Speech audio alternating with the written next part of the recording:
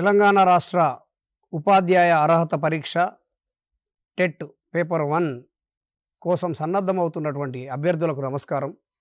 గత కొంతకాలంగా మనం టెట్లో కంటెంట్లో ఏ అంశాలు వస్తాయి వాటి గురించి మనం మాట్లాడుకున్నాం. మనకు టెట్ సిలబస్ చూసినప్పుడు తెలుగుకు కేటాయించినటువంటి 30 మార్కులలో 24 మార్కులు కంటెంట్కు, 6 మార్కులు మెథడాలజీ కోసం నిర్దేశించబడినవి. కాబట్టి మెథడాలజీ అనేది కూడా మన విజయంలో ఒక కీలకమైనటువంటి పాత్ర పోషిస్తుంది. కాబట్టి మరి ఈ మెథడాలజీని ఎట్లా చదవాలి, దానిలో మనకు ఏ రకమైనటువంటి ప్రశ్నల సరళి వచ్చే అవకాశం ఉంది మొదలైన అంశాలను మనం ఈ పీరియడ్లో చూద్దాం. ముఖ్యంగా తెలుగు బోధనా శాస్త్రం విషయానికి వచ్చినప్పుడు పేపర్ 1కు కానీ 2కు కానీ సిలబస్ సేమ్ అనిపిస్తుంది. కానీ ప్రశ్నలు ఇచ్చేటప్పుడు మాత్రం ఆయా డిఎడ్ వాళ్ళ సిలబస్ పేపర్ 1కి, బిఎడ్ వాళ్ళ సిలబస్ పేపర్ 2కి ఇవ్వడం జరుగుతున్నది. అయితే నేను గమనించిన కొన్ని ప్రైవేట్ పుస్తకాలలో మాత్రం అంతా ఒకటిగానే ఇవ్వబడ్డది. కాబట్టి అంటే పేపర్ 1కు కానీ 2కు కానీ ఒకే రకమైనటువంటి మెథడాలజీని వాళ్ళు ఇవ్వడం నేను గమనించాను. అట్లా కాకుండా మనం ఒక స్పష్టతతో చదివినప్పుడు తేలికగా మనం సమాధానాలు చేయడానికి వీలవుతుంది. ఎట్లా అంటే ఇప్పుడు భాష, వివిధ భావనలు, లేకపోతే మాతృభాష, బోధనా లక్ష్యాలు, ఇట్లాంటి అంశాలు చూసినప్పుడు అది డిఎడ్లో ఉంటుంది, బిఎడ్లో ఉంటుంది. కానీ బిఎడ్లో ఉన్నటువంటి నిర్వచనాలు పేపర్ 2 వాళ్ళు తప్పకుండా చదవాల్సి ఉంటుంది. అట్లా డిఎడ్లో ఉన్నటువంటి అంశాలను పేపర్ 1 వాళ్ళు చదవాలి.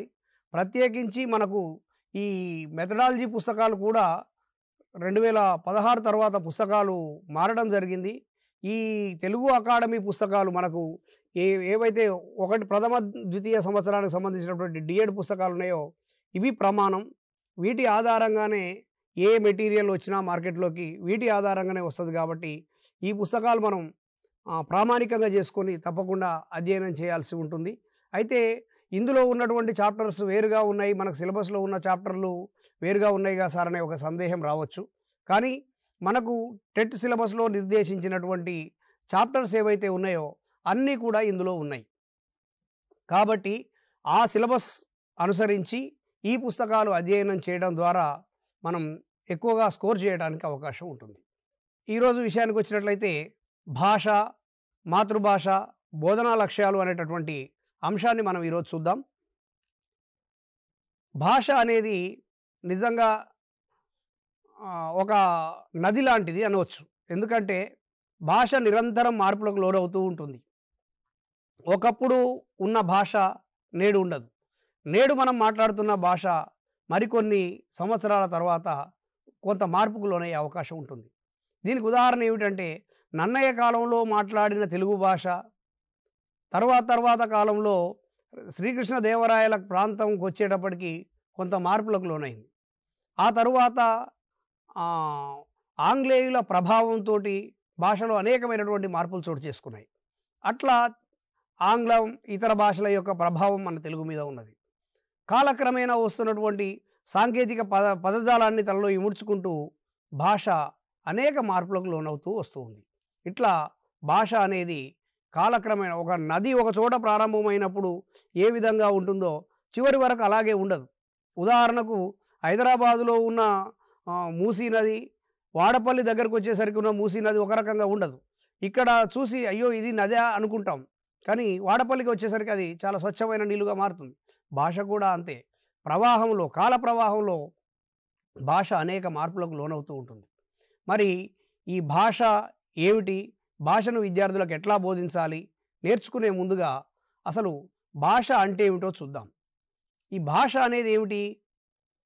సాధారణంగా మనం మాట్లాడుకున్నట్లయితే భాష అనేది ఏంటంటే మన ముఖత వచ్చేటటువంటి శబ్దాల సముదాయం.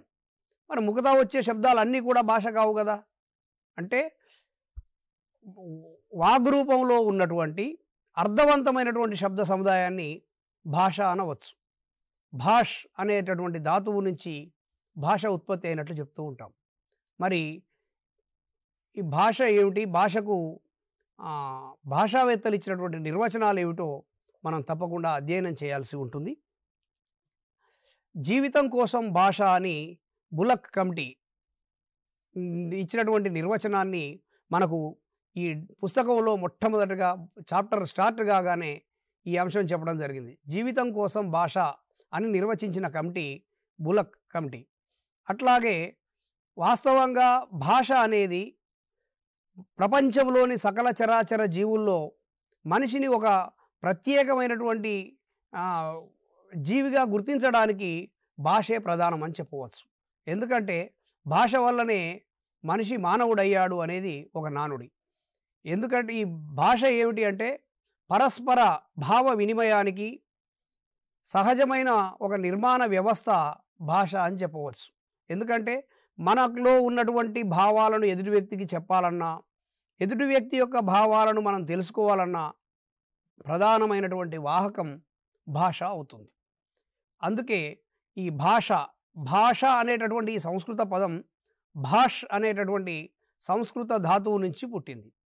భాష్యతేతి భాష అన్నారు అంటే భాషింపబడేది భాష. భాషింపబడేది అంటే మాట్లాడబడేది. ఈ మాట్లాడబడేదే భాషగా మనం చెప్పుకోవచ్చు. ప్రముఖ భాషావేత్త సఫైర్ చెప్పినటువంటి ఒక నిర్వచనం ప్రకారం చూసినట్లయితే, language is a purely human non instinctive method of communicating ideas, emotions and desires by means of A system of voluntary produced symbols అని సఫైర్ భాషకు నిర్వచనం ఇచ్చాడు. దీని అర్థం ఏమిటి అంటే భావ వినిమయంలో తమ భావాలను, ఉద్వేగాలను, ఆలోచనలను, ఆకాంక్షలను వ్యక్తం చేయడానికి అప్రయత్నంగా సహజంగా రూపొందించుకున్న సాధనం భాష. ఈ నిర్వచనాన్ని చూడండి. ఈ నిర్వచనం ప్రకారం భాష అంటే సహజంగా వచ్చేది అని అర్థం. అలవోకగా ఉత్పన్నమయ్యేటటువంటి కంఠధ్వనుల సహకారంతో పలికేటటువంటిది అని మనకు అర్థమవుతూ ఉంది. అలవోకగా ఉత్పత్తి అయ్యే కంఠధ్వనుల, అర్థవంతమైనటువంటి కంఠధ్వనుల సముదాయాన్ని మనం భాష అంటామని ఈ సఫైర్ నిర్వచనం ద్వారా తెలుస్తూ ఉన్నది. అంతేకాదు ఆయా కంఠధ్వనులు ప్రత్యేకమైనటువంటి సంకేతాలు, ప్రత్యేకమైనటువంటి అర్థాలు, అంతర్గతంగా నిర్మించుకున్నటువంటి అర్థాల కోసం అంతర్గతంగా నిర్మించుకున్నటువంటి వ్యవస్థ అని కూడా ఈ భాషను నిర్వచించవచ్చు. మనుషులు తమ యొక్క మనస్సులోని అభిప్రాయాలను ఎదుటివారికి తెలియజేయడానికి పరస్పర సహకారాన్ని ఆశిస్తూ మాట్లాడడానికి ఈ భాష అనేది ఉపయోగపడుతుంది అని మనకు అర్థమవుతూ ఉంది. ఇకపోతే వక్తకు శ్రోతకు మధ్య నాడీ మండలంతో మేధతో పెక్కు సర్దుబాట్లు గావించుకుంటూ కొనసాగే ఉన్నత సంక్లిష్ట సూత్ర మాయాజాలం భాష అని సైమన్ పాటర్ నిర్వచించాడు. వక్తకు శ్రోతకు, మాట్లాడేవారికి వినేవారికి మధ్య నాడీ మండలంతో మేధస్సుతో అనేకమైనటువంటి సర్దుబాట్లు చేసుకుంటూ కొనసాగే ఒక ఉన్నతమైన సంక్లిష్టమైన మాయాజాలం భాష అని సైమన్ పాటర్ అన్నాడు. విభిన్న భాషణ అలవాట్లతో కూడిన సంక్లిష్ట వ్యవస్థ భాష అని హాకెట్ నిర్వచించడం జరిగింది. ఏ కోర్స్ ఇన్ మోడర్న్ లింగ్విస్టిక్స్ అనేటటువంటి గ్రంథంలో హాకెట్ విభిన్న భాషణ అలవాట్లతో కూడినటువంటి ఒక సంక్లిష్ట వ్యవస్థ భాష అని భాషను నిర్వచించడం జరిగింది. ఇక అనంతమైన వాక్యాల సముదాయం భాష, ఎంఎస్ బాక్ అనేటైన ఇంట్రడక్షన్ ఆఫ్ ట్రాన్స్ఫార్మేషనల్ గ్రామర్ అనేటటువంటి పుస్తకంలో ఈ పదం చెప్పడం జరిగింది. అనంతమైనటువంటి వాక్యాల సముదాయం భాష. ఇది గతంలో డిఎస్సిలో ఈ ప్రశ్న వచ్చినట్లు గుర్తు. అనంతమైనటువంటి వాక్య సముదాయం భాష అని భాషను నిర్వచించింది ఎవరు అన్నప్పుడు ఎంఎస్ బాక్. ఈయన భాషను ఈ విధంగా నిర్వచించడం జరిగింది. ఇక మానవుడు పరస్పరం తమ ఆలోచనలను యాదృచ్ఛికమైన వాగ్రూప సంకేతాల ద్వారా వ్యక్తం చేసే విధానమే భాష అని జాన్ పి హ్యూగ్స్ తన సైన్స్ ఆఫ్ లాంగ్వేజ్ అనేటటువంటి గ్రంథంలో భాషకు నిర్వచనం చెప్పడం జరిగింది. తన యొక్క ఆలోచనలను యాదృచ్ఛికమైన వాగ్రూప సంకేతాల ద్వారా వ్యక్తం చేసే విధానాన్ని భాష అని హ్యూగ్స్ నిర్వచించడం జరిగింది.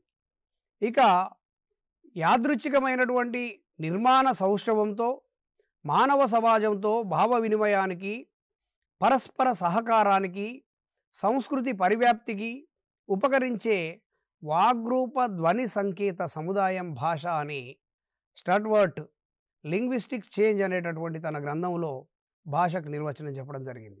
ఈయన చెప్పిన దాంట్లో కూడా గమనించండి, మన యొక్క యాదృచ్ఛికమైనటువంటి నిర్మాణ సౌష్ఠవం భాషకు, అంటే మన కంఠం నుంచి పెదాల వరకు ఉన్నటువంటి ఆ నిర్మాణ సౌష్ఠవంతో మానవ సమాజంతో భావ వినిమయానికి, అంటే భావ వ్యక్తీకరణకు, భావ గ్రహణానికి, పరస్పర సహకారానికి, సంస్కృతి పరివ్యాప్తికి ఉపకరించేటటువంటి ఒక వాగ్రూప ధ్వని సంకేత సముదాయం భాష అని స్టడ్వర్ట్ తన నిర్వచనంలో చెప్పడం జరిగింది. ఇక మానవులు భాషాపరమైనటువంటి అలవాట్లను అలవర్చుకోవడానికి సహకరించే మేధాశక్తిని భాష అనవచ్చు అని కాంట్ డెస్క్రెట్స్ అనేట ఆయన నిర్వచించడం జరిగింది. ఇక్కడ కూడా భాషాపరమైనటువంటి అలవాట్లు సహకరించడానికి ఒక మేధాశక్తి సహకారంతో భాషాపరమైన అలవాట్లను అలవర్చుకోవడానికి భాష ఉపయుక్తమవుతుంది అని కాంట్ డెస్క్రెట్స్ యొక్క నిర్వచన సారాంశం. ఇక భాష ఒకే అంశం లేదా ఏకలక్షణం గల వస్తువు కాదు. సమాజంలో మానవ సంబంధాలు ఎంత సంక్లిష్టమైనవో అంతే సంక్లిష్టమైన మానవ దృగ్విషయం భాష అని ఎస్కే వర్మ, ఎన్ కృష్ణస్వామి సంయుక్తంగా రాసినటువంటి మోడర్న్ లింగ్విస్టిక్స్ అనేటటువంటి పుస్తకంలో భాషను ఈ విధంగా నిర్వచించారు. భాష అనేది ఒక ఏకలక్షణం గల వస్తువు కాదు. సమాజంలోని మానవ సంబంధాలు ఎంత సంక్లిష్టమైనవో భాష కూడా అంతే సంక్లిష్టమైనది అని చెప్పి ఎస్కే వర్మ, కృష్ణస్వామి అభిప్రాయపడ్డారు. ఇక భాష అనేది ఒక ప్రత్యేక నియమాల సముదాయం ఆధారంగా నిర్మించిన ప్రత్యేక వాక్యాల సముదాయం అని ప్రఖ్యాత భాషా శాస్త్రవేత్త నోమ్ చామ్స్కీ అభిప్రాయపడ్డాడు. నోమ్ చామ్స్కీ నిర్వచనం ప్రకారం భాష అనేది ఒక ప్రత్యేక వాక్యాల సముదాయం, ఒక ప్రత్యేక నియమాల సముదాయం ఆధారంగా నిర్మించిన ప్రత్యేక వాక్యాల సముదాయం అని నోమ్ చామ్స్కీ భాషను నిర్వచించడం జరిగింది. ఇక మనసులోని భావ పరంపరను ఏ పదాల ద్వారా, ఏ వాక్యాల ద్వారా ఎదుటివారికి అందిస్తామో అదే భాష అని ప్రముఖ హిందీ భాషావేత్త రామచంద్ర వర్మ అభిప్రాయం వ్యక్తం చేయడం జరిగింది. అంటే మన మనసులో ఉన్నటువంటి భావాలను ఏ మాటల ద్వారా అయితే, ఏ వాక్యాల ద్వారా అయితే ఎదుటివారికి అందిస్తామో అదే భాష అని రామచంద్ర వర్మ గారు నిర్వచించడం జరిగింది. ఇక మరి ఈ భాషకు ఉన్నటువంటి నిర్వచనాలను చూసినప్పుడు మరి ఈ భాష ఎట్లా పుట్టింది, ఇవన్నీ భాషా శాస్త్రవేత్తలు ఇచ్చినటువంటి నిర్వచనాలు. మరి భాష ఎట్లా పుట్టింది అనడానికి కూడా అనేకమైనటువంటి వాదాలు ఉన్నాయి. చాలా వరకు చాలా కాలం ఒక శాస్త్రీయంగా ఆలోచించే దృష్టి లేని రోజుల్లో కూడా భాష ఎట్లా పుట్టింది అంటే అది భగవద్దత్తం అని చెప్పారు. అంటే భగవంతుడు భాషను పుట్టించాడు అని చెప్పారు. అట్లా దాన్ని దైవదత్తవాదం అన్నారు. భాష దైవదత్తం అని సర్వమతాలు కూడా విశ్వసించడం జరిగింది. కానీ ఇది అహేతుకమైనటువంటిది, అశాస్త్రీయమైనటువంటిది. ఎందుకంటే మరి ఒకే మతానికి ఒకే భాష ఉండాలి కదా. ప్రపంచంలో ఒకే మతం అవలంబించే వారందరూ ఒకే భాష మాట్లాడటం లేదు కదా. కాబట్టి దీన్ని బట్టి ఈ భాషోత్పత్తి వాదాల్లో భాష దైవదత్తం అనే వాదం నిలువలేదు. ఇది అహేతుకమైనటువంటి వాదంగా గుర్తించడం జరిగింది. ఇక గ్రీకు తత్వవేత్తలు పైథాగరస్, ప్లేటో మొదలైన వారు స్వభావవాదాన్ని ప్రతిపాదించారు. ఈ స్వభావవాదం ప్రకారం మానవులు నాగరికత వైపు పయనిస్తున్న కొద్దీ సహజంగా భాషను తమకు తాము ఏర్పరచుకున్నారు. అంటే నాగరికత పెరుగుతున్న కొద్దీ భాషలో మార్పులు వస్తున్నాయి. మానవులు స్వతసిద్ధంగా నాగరికత వైపు మల్లుతున్న కొద్దీ తమ భాషను తామే స్వతసిద్ధంగా రూపొందించుకున్నారు అని చెప్పేటటువంటిది స్వభావవాదం. ఇది ప్లేటో, పైథాగరస్ స్వభావవాదాన్ని ప్రచారం చేసినటువంటి తత్వవేత్తలుగా మనం చెప్పుకోవచ్చు. ఇక అన్వయవాదం. ఈ అన్వయవాదం ఏమిటి అంటే దీన్ని డెమోక్రటిస్, అరిస్టాటిల్ అనేటటువంటి భాషా శాస్త్రవేత్తలు అన్వయవాదాన్ని ప్రతిపాదించడం జరిగింది. ఈ అన్వయవాదం ప్రకారం ఆది మానవులు గుంపులు గుంపులుగా ఒకచోట చేరి ఈ భావానికి ఇలాంటి ధ్వని రూపమైన సంకేతం ఉండాలని ఒక అన్వయాన్ని స్థిరపరచుకున్నారు అని ఈ డెమోక్రటిస్ అరిస్టాటిల్ భావించారు. కానీ ఇది కూడా శాస్త్రీయమైనటువంటిది కాదు, శాస్త్రీయతకు నిలవలేదు. ఎందుకంటే మానవులందరూ ఒకచోట గుంపులుగా చేరి ఆదిమ మానవులందరూ ఇతమిద్దంగా ఈ ధ్వనికి ఈ పదం అని ఏర్పరచుకోవడం అనేది ఆచరణ రీత్యా సాధ్యం కాకపోవచ్చు. కాబట్టి అన్వయవాదాన్ని కూడా తర్వాత కాలంలో భాషావేత్తలు తిరస్కరించడం జరిగింది. ఇది అన్వయవాదం. మన చుట్టూ ఉండేటటువంటి విభిన్న ధ్వనులు, అనేకమైనటువంటి రకరకాల ధ్వనుల ద్వారా భాష పుట్టింది అని బౌవౌవాదాన్ని ప్రచారంలోకి తెచ్చారు. ప్రఖ్యాత జర్మన్ శాస్త్రవేత్త మ్యాక్స్ ముల్లర్ ఈ వాదాన్నే, బౌవౌవాదాన్నే అనుకరణవాదం అని కూడా అన్నాడు. అనుకరణవాదము అంటే ఇతర శబ్దాలను అనుకరించి మానవుడు చేసే శబ్దాల ద్వారా భాష పుట్టింది అని బౌవౌవాదం చెప్తున్నది. ఇది భాషోత్పత్తి వాదాల్లో బౌవౌవాదం. ఇక దీని తర్వాత మనకు ఆశ్చర్యం, భయం, అసహ్యం, అద్భుతం, కోపం సూచించడానికి భాష పుట్టింది అనేటటువంటి ఒక వాదం కూడా వచ్చింది. దీన్ని ఆశ్చర్యార్థక వాదం అన్నారు. మరి దీనికి పూపువాదం అని కూడా పేరు. దీంతో ఏంటంటే మనిషిలో కలిగేటటువంటి ఆశ్చర్యం, భయం మొదలైనటువంటి అసహ్యం, అద్భుతం మొదలైనటువంటి భావాలను వ్యక్తం చేయడానికి కొన్ని సంకేతాలను మానవుడు ఏర్పరచుకున్నాడు. వాటి ద్వారానే భాష పుట్టింది అని ఈ పూపువాదం తెలియజేస్తున్నది. దీని తర్వాత ఇవి మనకు భాషోత్పత్తి వాదాలుగా ఉన్నాయి. భాషోత్పత్తి వాదాల తరువాత అసలు ఈ రకంగా భాష పుట్టింది అనడానికి పలు రకాలైనటువంటి వాదాలను చెప్పడం జరిగింది. మరి ఈ భాష గురించి మాట్లాడుకునేటప్పుడు భాషలో మనం మాతృభాష అనేటటువంటి అంశాన్ని ప్రత్యేకంగా చర్చించవలసి ఉంటుంది. మరి ఏమిటి మాతృభాష? మాతృభాష అంటే ఏమిటి చూసినప్పుడు సహజంగా మాతృభాష అనగానే అందరూ చెప్పే నిర్వచనం ఏమిటంటే అమ్మ నుంచి శిశువుకు సంక్రమించేటటువంటి భాషను మాతృభాష అంటారని చెప్తూ ఉంటారు. కానీ తల్లి నుంచి శిశువుకు సంక్రమించిన భాష మాతృభాష అనడం శాస్త్రీయంగా కొన్నిసార్లు సరైనది కాకపోవచ్చు. ఎందుకంటే శిశువు పుట్టిన వెంటనే తల్లి నుంచి దూరం చేసి వేరే భాషా వాతావరణంలో ఆ శిశువును పెంచినప్పుడు ఆ శిశువుకు తల్లి భాష రాదు. అటువంటప్పుడు అది మాతృభాష అంటే తల్లి నుంచి సంక్రమించిందే మాతృభాష అనడానికి అవకాశం లేదు. మరి మాతృభాష అంటే ఏమిటి చూసినప్పుడు మనిషి జీవితంలో వాస్తవంగా మాతృభాషకు అత్యంత కీలకమైనది. మనం కన్న తల్లికి ఎంత ప్రాధాన్యత ఇస్తామో మాతృభాషకు కూడా అంతే ప్రాధాన్యత ఇస్తూ ఉంటాం. మరి ఈ మాతృభాష వాస్తవంగా మాతృభాష ఏమిటంటే శిశువు తన పరిసరాల ద్వారా నేర్చుకున్న భాషను మాతృభాష అనవచ్చు. ఎందుకంటే శిశువు తన యొక్క సంపూర్ణమైన మూర్తిమత్వ వికాసానికి దోహదం చేసేది ఏదైనా ఉంది అంటే అది మాతృభాష మాత్రమే. ఎందుకంటే మాతృభాషలోనే పిల్లవాడు ఆలోచిస్తాడు, మాతృభాషలోనే కలలు కంటాడు, మాతృభాషలోనే జ్ఞానాన్ని నేర్చుకోగలుగుతాడు. కాబట్టి మౌలికమైన జ్ఞానం శిశువుకు మాతృభాష ద్వారానే అందుతుంది. మరి ఈ మానవుడు తన శైశవావస్థ నుంచి, శైశవము అంటే బాల్యావస్థ నుంచి తన హావభావాలను, హాసక్రోధాలను, అనురాగాలను, ఆలోచనలను ఏ భాషాముఖంగా వ్యక్తం చేస్తాడో ఆ భాష అతని మాతృభాష అని గొడవర్తి సూర్యనారాయణ గారు నిర్వచించడం జరిగింది. ఇది సరైన నిర్వచనంగా తోస్తున్నది. ఎందుకంటే పిల్లవాడు తన శైశవ దశ నుంచి ఎప్పుడు భాష నేర్చుకునేటటువంటి క్రమంలో పిల్లవాడు అనుకరణ దశ నుంచి తన యొక్క హావభావాలను, తన కోపాన్ని, తన సంతోషాన్ని, తన దుఃఖాన్ని, తన ఆలోచనలను, తన అనురాగాన్ని ఎట్లా వ్యక్తం చేస్తాడో, ఏ భాష ద్వారా వ్యక్తం చేస్తాడో అదే అతని నిజమైనటువంటి మాతృభాష అని గొడవర్తి సూర్యనారాయణ గారు చెప్పారు.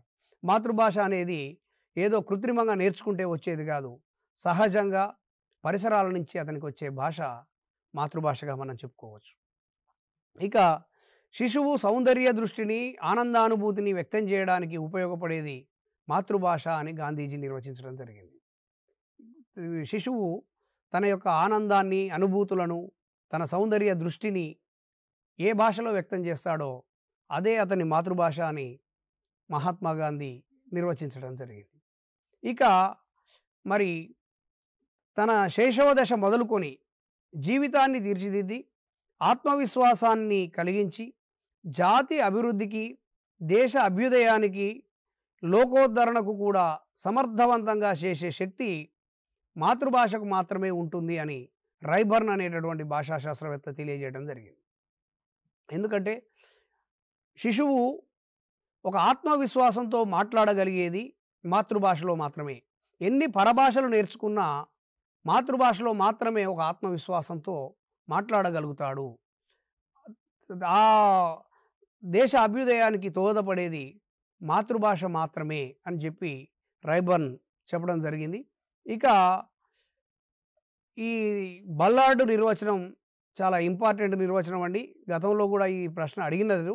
ఏంటంటే బల్లార్డ్ చెప్పింది ఏమిటంటే, శిశువు తన జాగ్రత్తావస్థలో ఏ భాషలో ఆలోచిస్తాడో, తన నిద్రావస్థలో ఏ భాషలో కలలు గంటాడో అదే అతని మాతృభాష అని బల్లార్డ్ నిర్వచించడం జరిగింది. ఇది జాగ్రత్తావస్థ అంటే మెలకువతో ఉన్నప్పుడు. మనం ఎన్ని భాషలు నేర్చుకున్నా మనం ఆలోచించేటప్పుడు మాత్రం గమనించండి, మాతృభాషలో మాత్రమే ఆలోచిస్తాం. ఎంత తెలుగు వాతావరణంలో తెలుగు మాతృభాషగా కలిగిన వ్యక్తి ఎంత ఆంగ్లం నేర్చుకున్నా ఆంగ్ల భాషలో ఆలోచించడు. తెలుగులో ఆలోచించిన తర్వాతనే దాన్ని మనసులో ఆంగ్లంలోకి కన్వర్ట్ చేసుకొని మాట్లాడతాడు. కాబట్టి మాట్లాడే భాష మాత్రం, ఆలోచించే భాష మాత్రం తప్పకుండా ఆంగ్ల భాష మాతృభాష అయి ఉంటుంది. అలాగే జాగ్రత్తావస్థలో ఏ భాషలో మాట్లాడతాడో, తన నిద్రావస్థలో ఏ భాషలో కలలు కంటాడో, కలలు కనడం కూడా చూడండి, ఏ మాతృభాష కలిగిన వ్యక్తికి కలలు ఆ మాతృభాషలోనే వస్తాయి. అంతేగాని కృత్రిమంగా నేర్చుకున్నటువంటి భాషలో, కావాలని నేర్చుకున్న భాషలో కలలు కనడం సాధ్యం కాదు. ఇది బల్లార్డ్ చెప్పినటువంటి నిర్వచనం. ఇది మనోవైజ్ఞానికులు కూడా అంగీకరించినటువంటి నిర్వచనం. ఇక రవీంద్రనాథ్ ఠాగూర్ చెప్పినటువంటి ఒక కొటేషన్ కూడా మనం తప్పకుండా గుర్తుపెట్టుకోవాల్సినటువంటిది. పరభాష ద్వారా నేర్పే విద్య సోపానాలు లేని సౌధం వంటిది అన్నాడు ఠాగూర్. అందుకే ఆయన శాంతినికేతనంలో కూడా మాతృభాషలోనే విద్యాబోధన చేయడానికి ప్రయత్నం చేశారు. ఎందుకంటే ఎంత నేర్పిన విద్యార్థికి మాతృభాషలో అవగతం అయినంత తేలికగా పరభాషలో అవగతం కాదు. కాబట్టి పరభాష ద్వారా నేర్పే విద్య సోపానాలు లేని సౌధం వంటిది అని చెప్పి ఠాగూర్ నిర్వచించడం జరిగింది. ఇక బోధనా మాధ్యమంగా మరి ఏ భాష ఉండాలి అనే దాని మీద కూడా భాషా శాస్త్రవేత్తల మధ్య అనేకమైనటువంటి చర్చలు జరిగాయి. ముఖ్యంగా ఈ మనోవైజ్ఞానిక శాస్త్రవేత్తలు అభిప్రాయం ప్రకారం మానవుడి మూర్తిమత్వ అభివృద్ధిలో మాతృభాషదే ప్రధాన పాత్ర అని తెలియజెప్పడం జరిగింది. ఎందుకంటే మనిషి యొక్క మూర్తిమత్వం, పర్సనాలిటీ డెవలప్మెంట్లో కీలక పాత్ర పోషించేది మాతృభాష మాత్రమే. భాష అనేది ప్రపంచ అవగాహనకు తొలి మాధ్యమం భాష. మనిషి ప్రపంచాన్ని అవగాహన చేసుకోవాలంటే అతనికి తొలి మాధ్యమం ఏదంటే అది మాతృభాష మాత్రమే. ఇది అందుకే మాతృభాషలోనే బోధన ఉండాలి అని అనేక మంది మనోవిజ్ఞాన శాస్త్రవేత్తలు తెలియజెప్పడం జరిగింది. ఇట్లా కుమర్రాజు లక్ష్మణరావు గారు ఒక మాట అంటారు, తల్లిపాలు తాగి పెరిగిన వాడికి దాదిపాలు తాగి పెరిగిన వాడికి ఎంత తేడా ఉంటుందో మాతృభాషలో విషయం నేర్చుకున్న వాడికి పరభాషలో విషయం నేర్చుకున్న వాడికి అంత తేడా ఉంటుంది అని కుమర్రాజు లక్ష్మణరావు గారి మాట. నిజమే. ఎందుకంటే తల్లిపాలు శిశువుకు ఎంతో ఆరోగ్యకరం. మరి తల్లిపాలు తాగి పెరిగిన శిశువుకు అసహజంగా దాదిపాలు తాగి డబ్బా పాలు తాగి పెరిగిన శిశువుకు ఆరోగ్యపరంగా ఎంతో తేడా ఉంటుంది. మాతృభాషలో విద్య నేర్చుకున్న వాడికి పరభాషలో విద్య నేర్చుకున్న వాడికి కూడా అంతే తేడా ఉంటుంది అని కొమర్రాజు లక్ష్మణరావు గారు చెప్పడం జరిగింది. ఇది కూడా మాతృభాషలో విద్య నేర్చుకోవడం అవసరం అని చెప్పి తెలియజెప్పేటటువంటి మాట. ఇక మరి మన దేశంలో ఈ పరభాషలో విద్యాబోధన ఎప్పటి నుంచి ప్రారంభమైంది అనేది చూసినప్పుడు ఆంగ్లేయులు భారతదేశంలోకి ప్రవేశించిన తర్వాత కాలక్రమేణా వాళ్ళు వ్యాపారం నుంచి పరిపాలనలోకి ఎంటర్ అయిన తర్వాత భారతదేశంలో వారు ఆంగ్ల భాషను ప్రవేశపెట్టడం అనేది మొదలైంది. సరే, ఆంగ్ల భాష ప్రవేశపెట్టడం ద్వారా మేలు ఎంత జరిగిందో కొంత ఇబ్బంది కూడా జరిగింది అనడానికి ఇది ఒక నిదర్శనం. ఏమిటంటే మాతృభాషల్లో విద్యాబోధన కంటే పరభాషలో నేర్చుకోవాలనే వ్యామోహం ఆనాడు నుంచి నేటి వరకు అంతకంతకు పెరుగుతూ వస్తున్నది. దీనికి మూల కారణం ఏమిటంటే మన దేశంలో 1835లో లార్డ్ మెకాలే మన విద్యాలయాల్లో మొట్టమొదటిసారిగా ఆంగ్ల భాషను బోధనా భాషగా ప్రవేశపెట్టారు. అట్లా ప్రవేశపెట్టే సమయంలో ఆంగ్ల పండితులు కూడా, ఆంగ్ల మేధావులు కూడా, ఆంగ్ల భాషా శాస్త్రవేత్తలు కూడా దీన్ని కొంత వ్యతిరేకించినారు. ఎందుకంటే ఆయా దేశాల్లో ఉన్నటువంటి మాతృభాషల్లోనే విద్య నేర్పించాలి అని చెప్పి వాళ్ళు సూచించారు. కానీ మెకాలే చేసిన సిఫార్సులనే ఆంగ్లేయ ప్రభుత్వం ఆమోదించడం చేత ఆనాటి పార్లమెంటులో ఈ బిల్లు ఆమోదం పొందడం వల్ల మనకు ఆంగ్ల భాషలో విద్యా విధానం అనేది, అందుకే ఇప్పటికీ కూడా మెకాలే విద్యా విధానం అనే మాట మనం వింటూ ఉంటాం. ఆంగ్ల భాషను ప్రవేశపెట్టిన వారు లార్డ్ మెకాలే. ఈ మెకాలే విద్యా విధానం ద్వారా భారతదేశంలో ఇంగ్లీష్ మీడియం అనేది ప్రారంభమైంది. ఆంగ్ల భాషావేత్తలు ఎందుకు వ్యతిరేకించినారు అని చూసినప్పుడు అప్పటికే జర్మన్, రష్యా, జపాన్ లాంటి దేశాల్లో ఆయా దేశాల యొక్క మాతృభాషల్లో విద్యా విధానం అనేది కొనసాగింది, ఇప్పటికీ కొనసాగుతూ ఉన్నది. మాతృభాషల్లో విద్యా విధానం కొనసాగినటువంటి జర్మనీ, జపాన్, రష్యా లాంటి దేశాలు అభివృద్ధి చెందిన దేశాలుగా అవతరించాయి. అంటే దీనికి కారణం మాతృభాషలో బోధనా విధానం ఉండడమే అని, భారతదేశంలో కూడా అట్లాంటి విధానమే ఉండాలని ఆనాటి పండితులు సూచించడం జరిగింది. మన భారతీయ మేధావులు కూడా వ్యతిరేకించారు. ఆంగ్ల మాధ్యమంలో బోధనా విధానాన్ని వ్యతిరేకించడం జరిగింది. ఆంగ్ల భాషను నేర్చుకోవడం వేరు, ఇంగ్లీష్ మీడియంలో చదువుకోవడం వేరు. ఇంగ్లీష్ మీడియంలో చదివే విధానాన్ని కొంత వ్యతిరేకించారు.